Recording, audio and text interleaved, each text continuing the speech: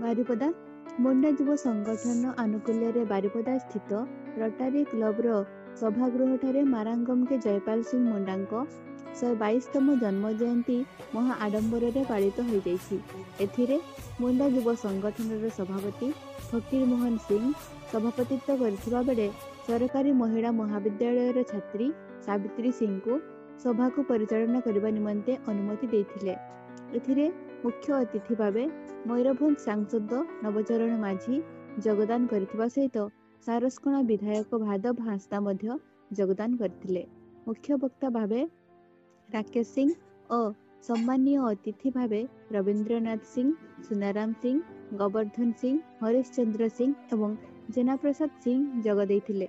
ମାରାଙ୍ଗମ ଜୟପାଲ ସିଂ ମୁଣ୍ଡା ଜଣେ ଏକାଧାରରେ ଭାରତର ପ୍ରଥମ ଆଦିବାସୀ ICS 1928 ମସିହାରେ ସମାର ଅଲିମ୍ପିକ ଖେଳରେ ହକି ଦଳର ପ୍ରଥମ ଅଧିନାୟକ ହୋଇ ଭାରତ ପାଇଁ ସ୍ୱର୍ଣ୍ଣ ପଦକ ଆଣିଥିଲେ।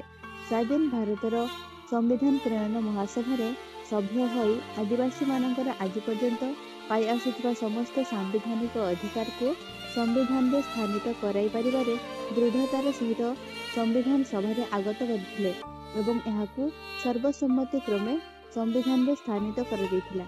ସ୍ୱାଧୀନ ଭାରତରେ ଆଦିବାସୀମାନଙ୍କର ଏକ ସ୍ୱତନ୍ତ୍ର ଓ ବୃହତ ଝାଡ଼ଖଣ୍ଡ ପ୍ରଦେଶ ଗଠନ ପାଇଁ ପରିକଳ୍ପନା କରିଥିଲେ ଓ ତତ୍କାଳୀନ ଭାରତ ସରକାରଙ୍କ ନିକଟରେ ପ୍ରସ୍ତାବ ରଖିଥିଲେ। ସଭାରେ ଯୋଗ ଦେଇଥିବା ସମସ୍ତ ଅତିଥି ବୃନ୍ଦ ମତବ୍ୟକ୍ତ କରିଥିଲେ ଯେ ମାରାଙ୍ଗମ ଜୟପାଲ ସିଂ ମୁଣ୍ଡା ଜଣେ ଏକାଧାରରେ ଶିକ୍ଷାବିତ୍, କ୍ରୀଡ଼ାବିତ୍, ସମାଜସେବୀ ହୋଇଥିବାରୁ ତାଙ୍କୁ ମରଣୋତ୍ତର ଭାରତରତ୍ନ ସମ୍ମାନରେ ସମ୍ମାନିତ କରିବା ପାଇଁ ମତବ୍ୟକ୍ତ କରିଥିଲେ। ଭାରତର